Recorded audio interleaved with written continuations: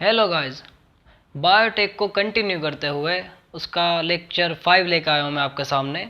तो इससे जो प्रीवियस क्लास थी उसके अंदर हम पढ़ चुके हैं कि आप कैसे किसी डीएनए को कट कर सकते हो। उससे पहले मैंने सेल में से निकाल के दिखाया था आपको, आइसोलेशन ऑफ डीएनए करा चुका हूँ मैं। तो पूरा रिकॉम्बिनेंट डीएनए टेक्नोलॉजी पढ़ने के लिए जो स्टेप 1 था आपका आइसोलेशन ऑफ डीएनए, वो पढ़ चुके हैं। सेकंड था कटिंग ऑफ आइसोलेटेड डीएनए, वो पढ़ चुके हैं। जो थर्ड स्टेप है आज पढ़ेंगे हम वो कि कैसे हम सेपरेट कर सकते हैं डीएनए को on the basis of sizes. तो डीएनए के साइज के हिसाब से उसको सेपरेट करने का प्रोसेस आज पढ़ेंगे। पहली बात, डीएनए को उसके साइज के हिसाब से सेपरेट करने के लिए एक मशीन का यूज़ किया जाता है जिसका नाम है जेल इलेक्ट्रोफोरेसिस। ये एक टेक्निक का नाम है पूरी की पूरी, ठीक है। तो देखो क्या होता है इस टेक्निक में, टॉपिक लगा दिया जेल इलेक्ट्रोफोरेसिस।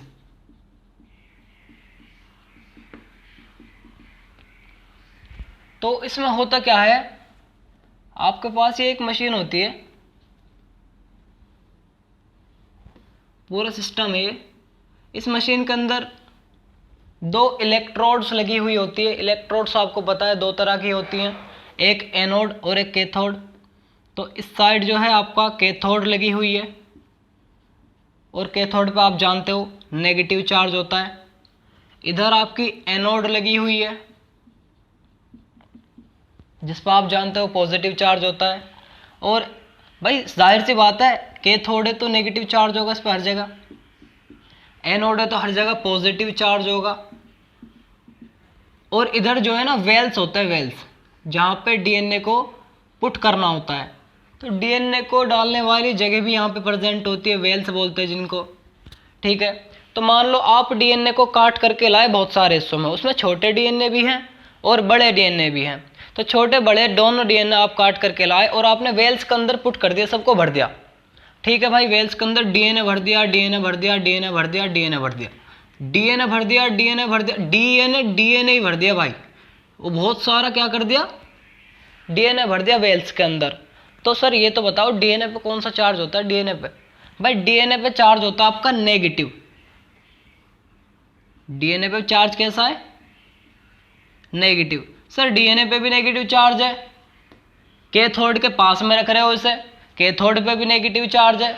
सर ये तो रिपेल करेंगे एक दूसरे को। हाँ भाई सीधी सी बात है, एक दूसरे को क्या करेंगे, रिपेल करेंगे। अब जब रिपेल होगा डीएनए तो भाई जो सबसे बड़ा डीएनए होगा जिसका साइज सबसे ज्यादा होगा वो तो भाई ज्यादा आगे जाएगा नहीं, जाएगा ही नहीं ज्यादा आगे भाई, पीछे अटक जाएगा। इससे थोड़ा जो छोटा डीएनए होगा वो इससे तेज जाएगा आगे, इससे और छोटा जो डीएनए होगा वो और तेज, और जो सबसे छोटा डीएनए होगा वो सबसे आगे मिलेगा आपको। भाई अट्रैक्शन भी तो हो रहा है इधर से रिपल्सन भी हो रहा है। तो सर जो छोटा होगा या फिर वेट में जो कम होगा वो आगे मिलेगा, और जो बड़ा होगा या वेट में ज़्यादा होगा वो पीछे मिलेगा। लेकिन सर एक बात तो आपने बताया नहीं, अगर आप डीएनए को ऐसे ही किसी भी सरफेस पे ऐसे ही फ्रिक्शन के साथ में घिसा दोगे, रगड़वा दोगे डीएनए को, तो उसके अंदर उसके जो बॉन्ड्स होते हैं, हाइड्रोजन बॉन्ड्स होते हैं भाई डीएनए में, आपने पढ़ोगे चैप्टर 6 में, तो वो टूट जाएंगे, दिक्कत हो जाएगी डीएनए के अंदर, म्यूटेशन हो जाएगी। सर पागल करा दोगे आप तो हमें। नहीं भाई ऐसा नहीं करना होता, हम इसके अंदर कम से कम फ्रिक्शन हो इसलिए यहाँ पे एक जेल भरे रखते हैं। इस मशीन में हम एक जेल पुट किए रखते हैं, हर जगह जेल होता है, जेल होता है, जेल होता है, जेल होता है, हर जगह जेल होता है। जेल का नाम है एगारोस जेल, ठीक है सर। एगारोस जेल जो है फ्रिक्शन को कम कर देगा तो डीएनए भगा भगा जाएगा भाई। छोटा डीएनए आगे, बड़ा डीएनए पीछे, वेट के हिसाब से सेपरेट हो जाएंगे, साइज के हिसाब से सेपरेट हो जाएंगे, ठीक है भाई। इस वाले वेल में भी तो सेम काम होगा, बड़ा वाला डीएनए पीछे, इससे छोटा इससे आगे, इससे भी छोटा, फिर लास्ट में और भी छोटा, ऐसे ही करके इधर भी होगा, ऐसे ही करके इधर भी होगा। सर ठीक है, उधर से अट्रैक्शन चल रहा था, इधर से रिपल्सन चल रहा था क्योंकि डीएनए पे नेगेटिव चार्ज था। तो इस वजह से क्या हुआ, आपका जो डीएनए है वो सेपरेट हो गया, ठीक है भाई, सेपरेट हो गया। सर हो तो गया, अब इसको निकालेंगे कैसे। तो देखो मान लो आपको ये जो छोटा सा डीएनए का पीस है ये चाहिए, तो आप क्या करोगे, इसके साथ में जो आपका जेल है इसको भी कट करोगे, क्योंकि भाई अगर डीएनए को डायरेक्ट उठाओगे फिर से म्यूटेशन होने का खतरा है, डीएनए के बॉन्ड्स टूट जाने का खतरा है। तो क्या करेंगे, थोड़ा सा जेल जो है इसके साथ में उसको कट कर लेंगे, उस पीस के साथ में। सर कट तो जब करोगे ना जब डीएनए दिखेगा, डीएनए तो दिखता ही नहीं है आंखों से। तो भाई डीएनए को देखने के लिए आपको क्या करना पड़ेगा, इस डीएनए की स्टैनिंग करनी पड़ेगी। ये जो आपका डीएनए है इसके ऊपर स्टैनिंग करोगे, ठीक है।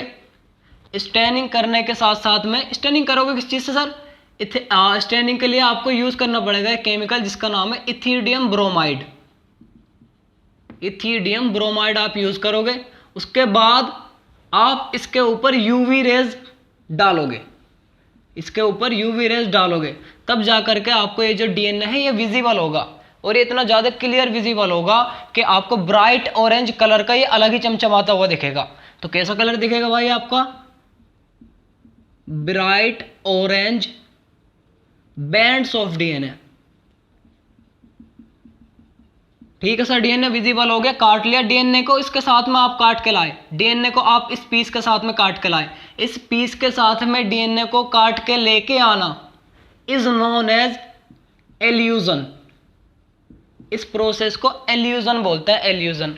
तो आपने क्या करा भाई, डीएनए को अलग कर दिया, ठीक है, साइज के बेस पे अलग करा। तो भाई आप क्या करते हो, जेल इलेक्ट्रोफोरेसिस के अंदर करते हैं हम separation of DNA on the basis of size.